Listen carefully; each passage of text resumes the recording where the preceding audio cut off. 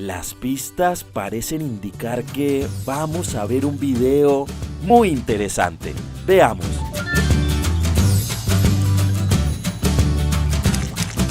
¿Cómo se llama el relato en el que aparecen crímenes, misterios, detectives? Sección policial del periódico. Más o menos. No estuviste tan lejos. Se llama relato policial.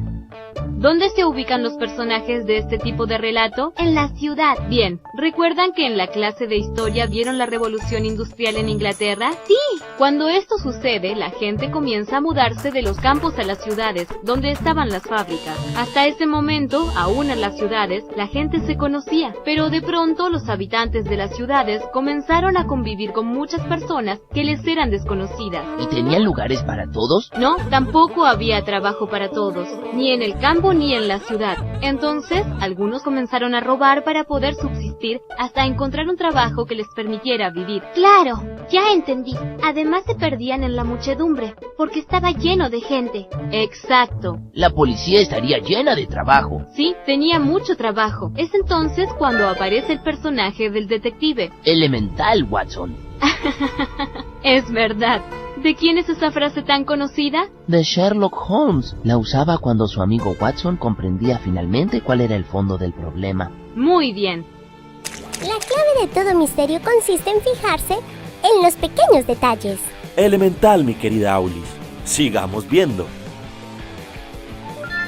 ¿Sabes también que recuerdo? Que el que relata el policial es siempre el ayudante. Sí, pero el primer narrador de la historia es el detective. Él se la cuenta al ayudante. Es decir, que nuestro narrador es el ayudante. Exacto. En realidad, él es quien le da el pie para que comente sus hazañas, cómo resolvió el caso. El ayudante es siempre menos inteligente que el detective. En este tipo de relatos, se busca poner de relieve la imagen del detective. Hasta incluso la policía a veces queda mal. Sí, sobre todo en los relatos de Sherlock Holmes. Claro, y en los de Dupin, que es el personaje de Edgar Allan Poe, también.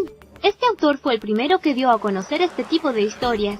¿Hay otros detectives? Sí, ya te dije Dupin, pero nunca aparece el nombre del ayudante. El padre Brown y su ayudante Flambeau de Chesterton, Poirot y Mr. Hastings de Agatha Christie. Hay muchos. Entonces, volviendo sobre lo anterior, el ayudante se convierte en narrador. Claro, es el que lleva al lector dentro de los pensamientos del detective. El efecto para los dos es el mismo. Quedan asombrados de su inteligencia. Tengo una duda. ¿Todos los detectives tienen ayudante? Los de policial de Enigma, sí. Ah, ¿hay más? Sí, está también el policial negro. Mira, principalmente lo que cambia es el personaje del detective. Tú dime las características del detective del policial de Enigma y yo te digo las del de policial negro por oposición.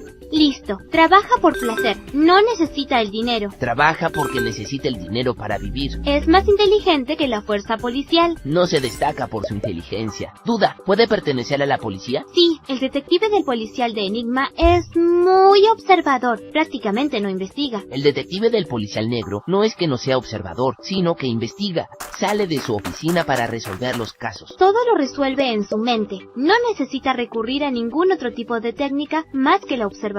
Recurre a cualquier tipo de técnica que le permita averiguar datos. Muchas veces sus investigaciones provocan nuevos crímenes. Utiliza el pensamiento lateral, es decir, piensa como el delincuente al que persigue. No utiliza el pensamiento lateral. Sencillamente sigue las pistas que le va dejando el criminal. ¿Tiene un ayudante? No tiene un ayudante. Trabaja solo. Entonces, como no tiene ayudante, también cambia el narrador. Bien, esa era la última. Como no hay ayudante, no hay narrador testigo. Pero, a ver Sherlock, si lo que aprendiste te sirvió. ¿Quién es el narrador? De los personajes, nadie. Es un narrador omnisciente en tercera persona, común y corriente, como los de los cuentos que todos conocemos. Me estoy sintiendo como Watson. ¡Te felicito!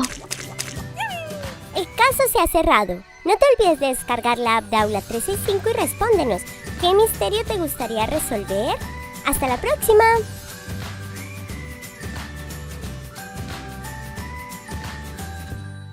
Yes.